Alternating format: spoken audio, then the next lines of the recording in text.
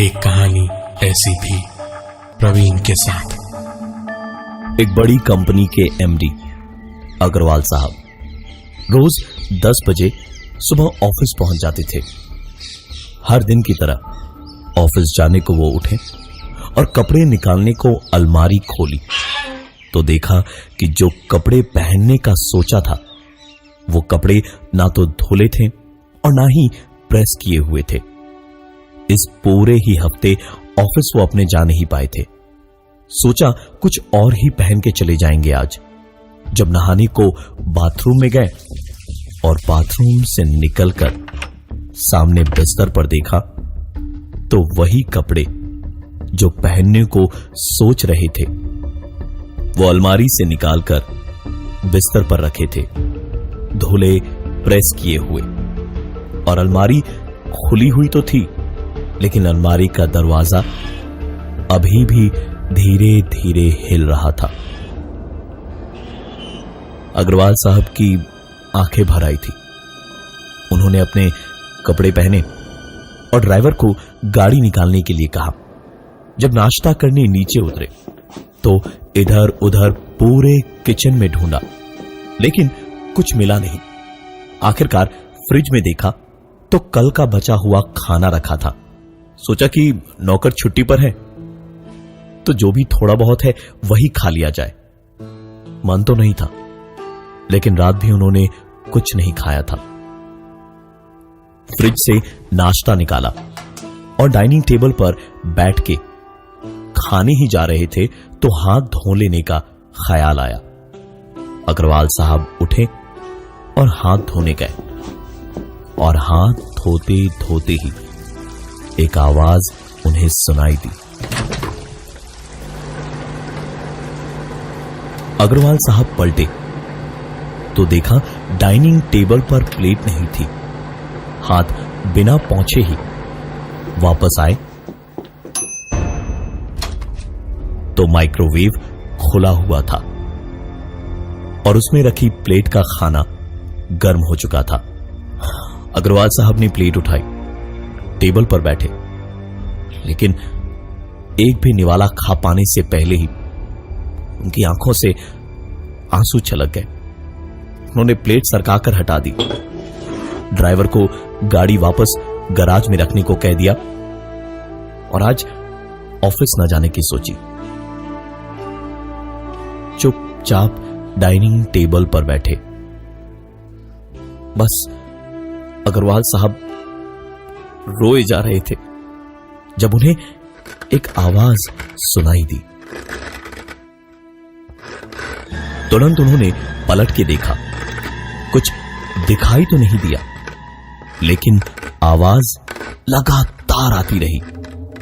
जैसे जैसे ऊपर की सीढ़ियां चढ़ते गए वैसे वैसे आवाज तेज होती चली गई और आखिरकार अपने कमरे में पहुंच के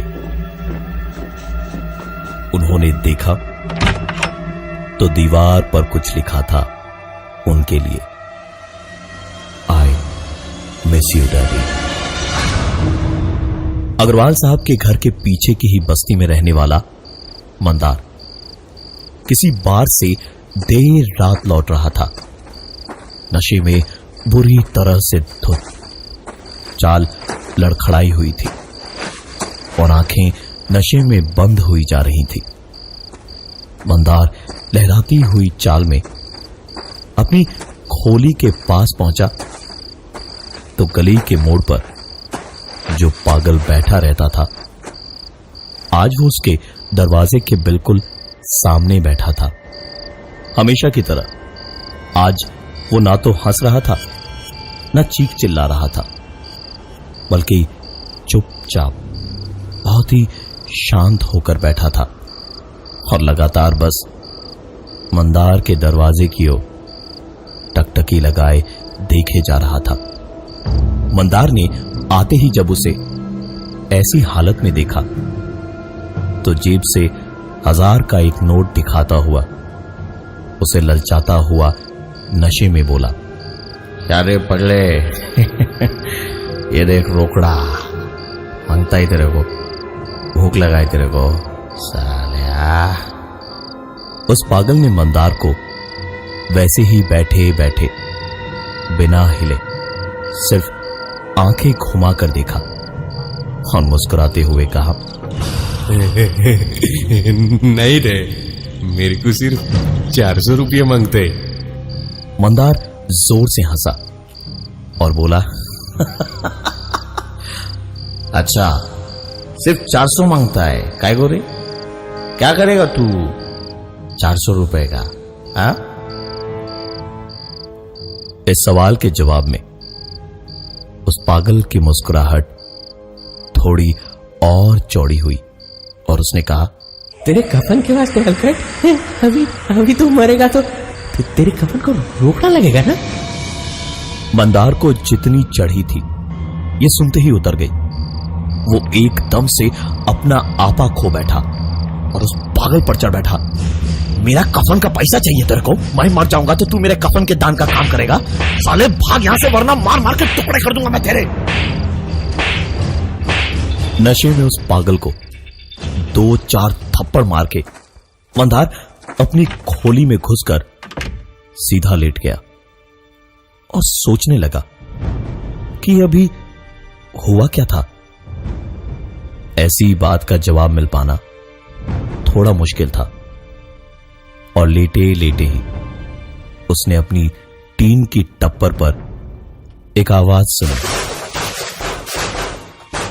मंदार चिढ़ा हुआ तो था ही, लेकिन खोली में रात को सोते वक्त ऐसी एक आवाज से गुस्सा होकर बड़बड़ाता हुआ मंदार बाहर निकला। ये बस्ती के बच्चे जब देखो छत पर कूद फांद करते रहते हैं। मंदार इसके आगे कुछ बोल पाए उससे पहले ही उसके कानों के बिल्कुल पास उसे सुनाई दी, तू भी तो ऐसे ही सबके साथ खेलता है मंदार। मंदार ये आवाज सुनते ही जैसे पागल सा हो गया और खोली के अंदर पागलों की तरह इधर उधर रोता बिलखता भागता रहा। कुछ भी समझ नहीं आ रहा था उसे कि ये सब हो क्या रहा था। ये शायद सब कुछ उसे समझ आ रहा था।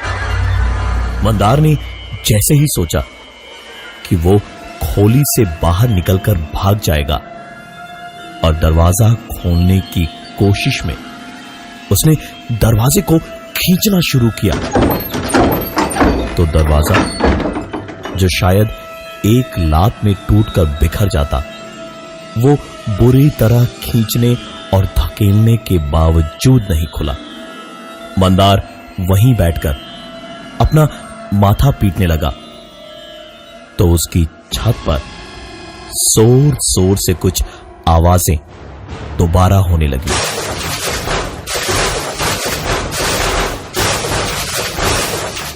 और ये सब सुन के और खोली में बंद अपनी हालत में उसने घुटने टेक दिए किस्मत के आगे और चीखने चिल्लाने लगा, मुझे माफ कर दो, मुझे मत मारो, मैं कभी ऐसा नहीं करूंगा, मुझे माफ कर दो, मुझे कुछ भी नहीं चाहिए, मुझे कुछ भी नहीं चाहिए, मुझे माफ कर दो, नहीं, मुझे माफ कर दो। मंदार जब तक रोता रहा तब तक वो आवाजें जोर पकड़ती गई और तेज होते होते आखिरकार मंदार के रोने के साथ साथ ही वो आवाजें भी बंद हुई। ऐसे रोते रोते ही उसे राजू का ख्याल आया। उसने उसी बदहवासी में राजू को फोन मिलाया। राजू के फोन उठाते ही मंदार रोता रोता उससे बोला, राजू जल्दी मेरी खोली में आजा राजू, इधर में कुछ गड़बड़ है मेरा भाई, मेरे को मरने का नहीं है राजू, तू आजा ना भाई जल्दी से। मंदार का कलेजा उसके हलक में अटका हुआ था। मंदार बस इंतजार कर रहा था कि जल्दी बस राजू आ जाए, लेकिन कोने में बैठे हुए मंदार के दरवाजे पर अचानक जोर जोर से खटखटाना और दरवाजे को खोलने की कोशिश कोई बाहर से कर रहा था। ऐसी आवाजें आई। मंदार ने सोचा कि शायद राजू आ गया है। उसने भी अंदर इधर से कोशिश की दरवाजे को खोलने की, लेकिन कोई फायदा नहीं। और दरवाजे को खोलने की कोशिश में मंदार तब रुक गया जब उसने ये सोचा कि राजू बाहर आया हुआ है। मंदार ने उसे आवाजें तो दी, लेकिन बाहर से राजू की कोई आवाज क्यों नहीं आई। मंदार ने दरवाजे को छोड़ दिया और वापस उसी कोने में जाकर बैठ गया और घुटनों में मुंह छुपाए डर के मारे रोता रहा। कुछ ही देर में राजू का फोन आया और उठाने पर राजू ने उधर से कहा, अरे अपन कब से बाहर खड़ा है, दरवाजा खोलेगा तभी तो अपन अंदर आएगा। राजू कुछ बोले इससे पहले ही एक आवाज आई। उसके दरवाजे की कुंडी अपने आप खुल चुकी थी। मंदार तो जैसे किसी हिरन के बच्चे की तरह जान बचाने को वहां से भागा और बाहर निकला तो देखा कि दरवाजे के इस तरफ राजू नहीं खड़ा था। मंदार को कुछ समझ नहीं आ रहा था कि आखिरकार हो क्या रहा था। मंदार अपनी खोली से निकल के बाहर भागा और वहां से भागते भागते उस बस्ती से निकलकर सीधा पहुंचा अग्रवाल साहब की बिल्डिंग में और उनके फ्लैट पे पहुंचकर दरवाजे को खटखटाते हुए डोरबेल बजाता रहा। और उसी वक्त खटखटाने और डोरबेल की आवाज के साथ ट्रेन के हॉर्न की लंबी सी आवाज सुनाई दी, जिससे मंदार की नींद खुली तो सांस को तड़पते हुए हांफते हांफते होश संभाल कर देखा कि ये सब कुछ एक सपना ही था।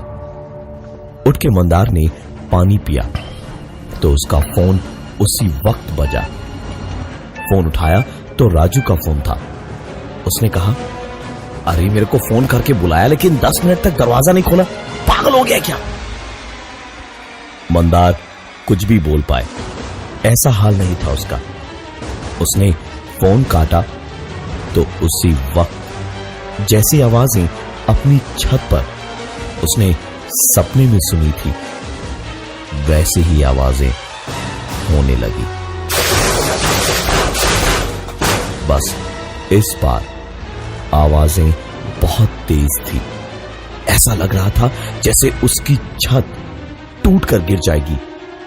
मंदार खोली से बाहर निकल के भागा तो सामने वही पागल बैठा हुआ था और वो मंदार को देखते ही जोर जोर से हंसता हुआ बोला, 400 रुपए अभी देगा कि तेरा लाश का जेब में हाथ डाल के निकालूंगा? बोल बोल हल्का बोल। मंदार वहां से भागा और सचमुच अग्रवाल साहब की बिल्डिंग तक गया और सीधे उनके फ्लैट पर पहुंच के ही रुका और बिल्कुल अपने सपने की ही तरह खटखटाने और डोरबेल बजाने लगा। लेकिन दरवाजा अग्रवाल साहब ने नहीं खोला बल्कि अपने आप ही खुला। मंदार ने अग्रवाल साहब को आवाज लगाई लेकिन अग्रवाल साहब न बाहर आए न ही कोई घर में दिखाई दिया। मंदार अंदर जाना चाहता था लेकिन उसे किसी ने ऐसा धक्का दिया कि वो सीधे जमीन पर गिर पड़ा और दरवाजा पीछे से बंद हुआ। मंदार की आंखों से आंसू छलक गए। उसे याद आया कि कैसे अग्रवाल साहब की बेटी प्रिया ने उसके प्यार में अपनी जान दी थी, क्योंकि जब अग्रवाल साहिब को पता चला कि उनकी बेटी उनकी मर्जी के खिलाफ भागकर मंदार से शादी करने वाली है तो उन्होंने मंदार को धमकाकर प्रिया से दूर भगाने की कोशिश की। प्रिया को लगा कि उसके पापा अमीरी और गरीबी की वजह से ऐसा कर रहे हैं और उसने मंदार के प्यार में अपनी जान दे देना ही बेहतर समझा। लेकिन अग्रवाल साहब गलत नहीं थे। मंदार का तो काम ही था अमीर लड़कियों को अपने प्यार में फंसाकर उनके पैसों पर जब तक हो सके ऐश करना और फिर उन्हें छोड़ देना। अग्रवाल साहब ऊपर बैठे कुर्सी पर अपनी ड्रिंक पी रहे थे और नीचे मंदार बुरी तरह से डरा हुआ किसी बच्चे की तरह रोई जा रहा था। मंदार खड़े खड़े ही जरा सा उठकर जमीन पर ऐसे गिरा जैसे उसे किसी ने जोर से पटका हो। 2-3 हड्डियों के इस पटकनी से चटकने की आवाज आई और मंदार की एक और चीख निकली। मंदार को ऐसे ही 2-3 और जोर की पटखनियां देकर घसीटते हुए कोई या कुछ या शायद प्रिया ले गई। मंदार रोता रहा, चिल्लाता रहा और अग्रवाल साहब ऊपर बैठे अपनी ड्रिंक पीते रहे और 12 माले की अग्रवाल साहब के ड्यूप्लेक्स फ्लैट की खुली हुई खिड़की से मंदार की नीचे गिरकर मौत हुई। मैं हूं प्रवीण और ये थी आज की एक कहानी ऐसी भी।